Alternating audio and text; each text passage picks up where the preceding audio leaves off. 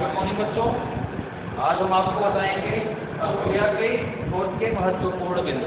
इसके पहले के वीडियो में मैंने आपको अभिक्रिया के कोट की परिभाषा बता दी थी, तो आज कुछ महत्वपूर्ण बिंदु के बारे में बताएंगे जो अभिक्रिया की कोट के बारे में।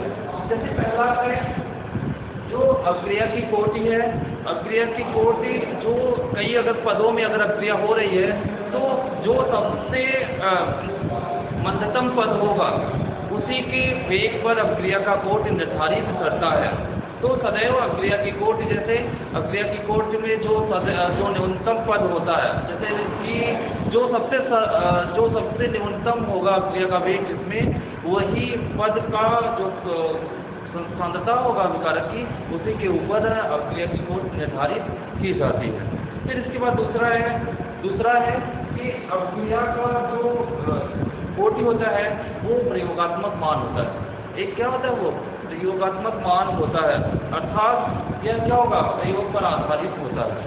ये प्रयोग पर आधारित होता है, ये सैद्धांतिक नहीं होता है। ये तीसरा पॉइंट है कि जो अभिक्रिया की कोटि होती है वह शून्य हो सकती है, पूर्णांक हो सकती है और ऋणात्मक हो सकती है। ये शून्य भी हो सकती है, पूर्णांक भी हो सकती है और ऋणात्मक भी हो सकती है। तो जो अभिक्रिया की कोटि होती है ये हो सकती है, जबकि अभिक्रिया क्या अणुता क्या होती है, शून्य नहीं होती है और ऋणात्मक नहीं होती है। तो ये हो गया। फिर इसके बाद जो है अभिक्रिया की जो कोटि होती है वो अभिक्रिया की कोटि जो होती है वो 3 या 3 से अधिक नहीं होती। 3 या 3 से अधिक जो होती है वो अधिक नहीं होती। अभिक्रिया की कोटि जो होती है वो 3 या 3 से अधिक नहीं होती। कुछ अभिक्रिया की कोटि के उदाहरण हम आपको बता रहे हैं, जो जैसे कि इलेक्ट्रॉन कोटि है या शून्य कोटि है, तो कुछ उदाहरण हम आपको बता रहे हैं। तो अभिक्रिया की कोटि के उदाहरण अभिक्रिया की कोटि के उदाहरण है, कुछ हम आपको उदाहरण के बारे में बता रहे हैं। जैसे बच्चों अमोनियम नाइट्राइड NH4 या NO2, तो ये अभिक्रिया करके बनाता है N2 + 2H2। इसमें हमको देख करके बताना है कि इसमें अभिक्रिया की कोटि क्या है। तो इससे क्या होगा, अभिक्रिया का वेग क्या होगा, अभिक्रिया का वेग बराबर होगा कि अमोनियम नाइट्रेट NH4 NO2 होता है। तो यहाँ पर अभिक्रिया की कोटि क्या होगा, क्योंकि ये अभिक्रिया का वेग जो है वो अभिकारक अर्थात NH4 NO2 की सांद्रता के ऊपर निर्भर कर रहा है। तो केवल इसके कितने अणु हैं, इसके एक अणु पर निर्भर कर रहा है, इसलिए अभिक्रिया की कोटि क्या होगी, तो कोटि बराबर क्या हो जाएगा, कोटि बराबर 1 हो जाएगा। कोटि बराबर क्या हो जाएगा बच्चों, 1 हो जाएगा। अब एक दूसरा उदाहरण है, जैसे एसिटिक एसिड है और NaOH, ये परस्पर रिएक्शन करते हैं, रिएक्शन करके क्या बनाते हैं, सोडियम एसिटेट बनाते हैं, सोडियम एसिटेट और वाटर बनाते हैं। अब इसको देख करके आप बताएंगे कि अभिक्रिया की कोटि कितनी होगी। तो यहाँ पर अभिकारक कितने हैं, दोनों की परिवर्तन से अभिक्रिया के वेग में परिवर्तन हो रहा है। अतः वेग बराबर क्या हो जाएगा, वेग बराबर हो जाएगा कि एसिटिक एसिड प्लस यहाँ पर कितने हो जाएगा। आप देख रहे हैं इसके सांद्रता के ऊपर निर्भर कर रहा है अभिक्रिया का वेग, ये एसिटिक एसिड और सोडियम हाइड्रोक्साइड की सांद्रता के ऊपर निर्भर कर रहा है। अतः अभिक्रिया की कोटि कितनी हो जाएगी, 4 हो जाएगी बराबर। अभिक्रिया की कोटि कितनी हो जाएगी, 2 हो जाएगी। इस तरह से अभिक्रिया की कोटि को हम निकालते हैं बच्चों। अब इसके बाद अगला टॉपिक है आभासी एकाणुक अभिक्रिया। आभासी एकाणुक अभिक्रिया अगला टॉपिक है, आभासी एकाणुक अभिक्रिया। आभासी एकाणुक अभिक्रिया। अगला है क्या, आभासी एकाणुक अभिक्रियाएं या स्यूडो यूनिमॉलिक्यूलर रिएक्शन। तो क्या बोलते हैं, pseudo unimolecular reaction. Pseudo unimolecular reaction क्या है, देखिए कुछ ऐसे रासायनिक अभिक्रियाएं होती हैं जो देखने में लगती हैं कि बच्चों ये दो मतलब इसकी कोटि दो है, लेकिन वो रहती हैं क्या, एक उनकी कोटि एक होती है। तो ऐसी अभिक्रियाओं को हम आभासी एकाणुक अभिक्रिया कहते हैं। कभी कभी क्या होता है कि जैसे जल ज़्यादा मात्रा में मिला दिया जाता है, तो उसके हम कोटि को नहीं काउंट करते। जैसे अभी बच्चों क्या है, मेथिल ईथर है, मेथिल ईथर है, तो उसमें अगर ज़्यादा अमाउंट में हम उसमें ज़्यादा अमाउंट में वाटर मिला देते हैं तो वो क्या होगा, वो देखने में लगेगा कि ये द्वितीय कोटि की अभिक्रिया है, लेकिन रहेगा है क्या, वो हम कोटि की अभिक्रिया। तो इसकी परिभाषा क्या हो गई, तो ऐसी अभिक्रियाएं, परिभाषा क्या होगी, ऐसी अभिक्रियाएं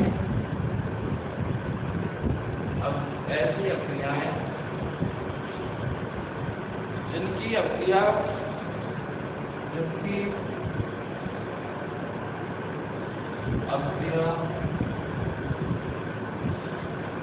ऐसी अभिक्रियाएं जिनकी अभिक्रिया कोटि का मान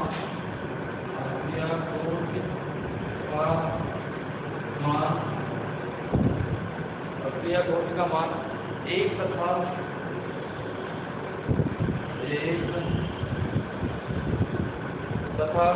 अभिक्रिया की आर्द्रता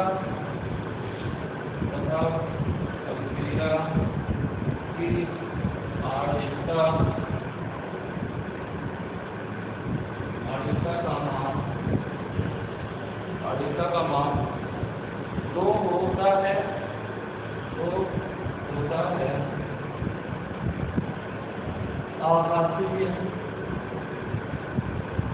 आभासीय एकाणुक अभिक्रिया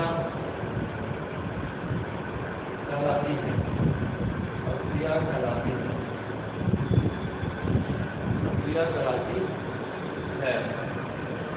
तो देखने में क्या लगे, अभिक्रिया की कोटि एक हो लेकिन आणविकता कितनी हो, दो होती है, तो क्या कहेंगे, आभासी एकाणुक अभिक्रिया। जो बोर्ड के एग्जाम में जो होता है वो आभासी एकाणुक अभिक्रिया के बारे में पूछा जाता है, उसको आप अवश्य पढ़े रहेंगे।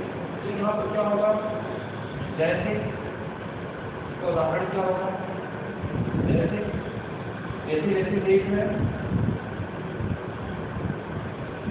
Water, fixed amount of water, अधिकतम वाटर से हम इसको ट्रीट करते हैं एसिडिक मीडियम में, एसिडिक मीडियम में हम इसको ट्रीट करते हैं, तो क्या बनता है, एसिडिक एसिड बनेगा और एसिड अल्कोहल बनेगा। तो यहाँ पर अगर हम अभिक्रिया का वेग देखते हैं, तो यहाँ पर अभिक्रिया का वेग क्या होगा, अभिक्रिया का वेग जो होगा, वेग बराबर के, तो किसके ऊपर डिपेंड करेगा, जैसे एसिड के ऊपर डिपेंड करेगा, इसके ऊपर डिपेंड करेगा कौन, एसिड के ऊपर ये इसका वेग जो होगा वो खाली डिपेंड करेगा, न कि वाटर के ऊपर नहीं ये डिपेंड करेगा, ये वाटर के ऊपर डिपेंड बच्चों नहीं करेगा, केवल एसिड के ऊपर डिपेंड करेगा। इसलिए अभिक्रिया का वेग क्या हो जाएगा, अभिक्रिया की कोटि जो होगा, अभिक्रिया की कोटि बराबर क्या हो जाएगा, एक, अभिक्रिया की कोटि क्या हो जाएगा बच्चों, एक हो जाएगा।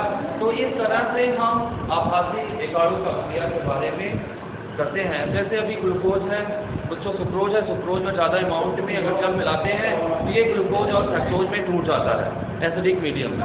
तो ये भी क्या है, ये भी जो है वो क्या है, आभासी एकाणुक अभिक्रिया है। देखने में लगता है कि ये द्वितीय कोटि की अभिक्रिया है, लेकिन रहेगा क्या, एकाणुक अभिक्रिया रहेगा, इसमें आणविकता दो होती है। तो इस तरह से हम कर सकते हैं। तो ये हो गया आभासी एकाणुक अभिक्रिया है। फिर इसके बाद है नेक्स्ट टॉपिक में, तो इसके बाद क्या टॉपिक है, शून्य कोटि की अभिक्रियाएं। नेक्स्ट टॉपिक है शून्य कोटि की अभिक्रियाएं। ये शून्य कोटि की अभिक्रिया क्या होती है, इसकी परिभाषा क्या होती है, हम आपको बता रहे हैं। शून्य कोटि की अभिक्रिया, शून्य कोटि की अभिक्रिया। बच्चों शून्य कोटि की अभिक्रिया किसे कहेंगे, zero order of reaction, zero order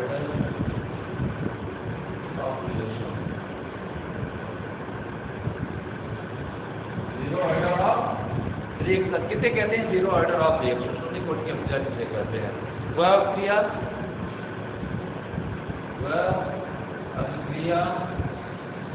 क्या होगा? वह अभिक्रिया जिसका वेग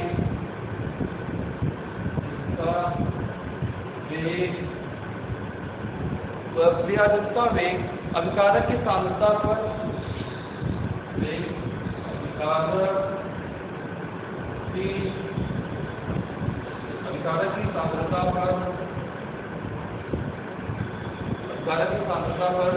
निर्भर नहीं करता, अभिकारक की सांद्रता पर निर्भर नहीं करता है,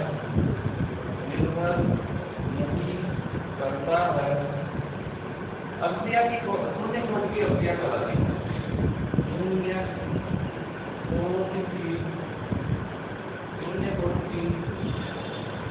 अभिक्रिया कहलाती है, शून्य कोटि की अभिक्रिया कहलाती है। तो क्या होता है? जिनका वेग अभिकारक की सांद्रता पर निर्भर नहीं करता उन्हें क्या कहते हैं? शून्य कोटि की अभिक्रिया हम कहते हैं। तो अभी हम देखिए एक समीकरण के माध्यम से हम आप जाते हैं शून्य कोटि की अभिक्रिया के लिए वेग समीकरण क्या है। क्या है? शून्य कोटि की अभिक्रिया के लिए अभिक्रिया के लिए समीकरण आप जानते हैं। शून्य कोटि की अभिक्रिया जो होती है वो सांद्रता पर निर्भर नहीं करती, अभिकारक की सांद्रता पर निर्भर नहीं करती। तो अगला है शून्य कोटि की अभिक्रिया के लिए समीकरण। अगला क्या है? शून्य कोटि की अभिक्रिया के लिए समीकरण। बच्चों मान लेते हैं कोई ए अभिकारक है और क्या बनाना चाहिए? उत्पाद बनाना। मान लेते हैं क्या कि कोई ए अभिकारक है और वो क्या किया? उत्पाद बनाया। तो शुरुआत में क्या होगा? मान लेते हैं T बराबर 0, अर्थात अभिक्रिया शुरू नहीं हुई है तो अभिकारक की सांद्रता को मान लेते हैं क्या? A0। अभिकारक की सांद्रता को क्या मान लेते हैं? A0। तो बच्चों क्या उत्पाद क्या बनेगा? 0। अब उत्पाद कुछ T बनेगा। लेकिन अगर अभी क्या हो जाए कुछ समय के बाद, अर्थात T बराबर T, तब कुछ समय T तक आफ्टर सम टाइम, कुछ समय के बाद क्या होगा? जो अभिकारक हो जाएगा, अभिकारक एक उत्पाद बना लेगा। ये क्या बना लेगा? बच्चों थोड़ा सा उत्पाद बना लेगा। क्या बना लेगा? उत्पाद बना लेगा। मान लेते हैं कि अभिकारक A है तो उत्पाद क्या हो जाएगा? यह उत्पाद क्या बना लेगा? यह। तो यहाँ पर क्या हो जाएगा? A माइनस यह, क्योंकि कुछ उत्पाद यह बना लिया तो उत्पाद कितना बचा?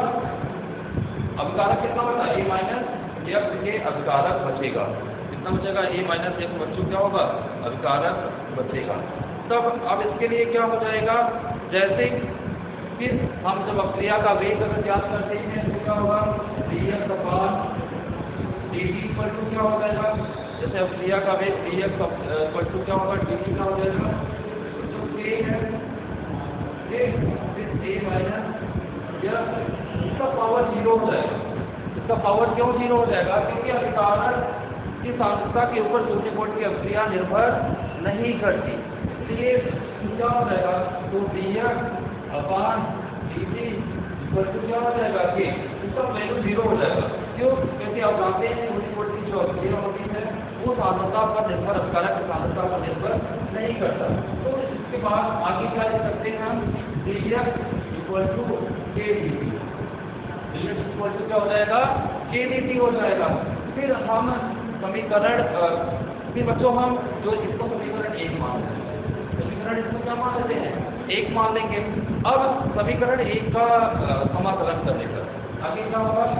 समीकरण 1 का समाकलन करने पर, समीकरण 1 का समाकलन करने पर क्या होगा?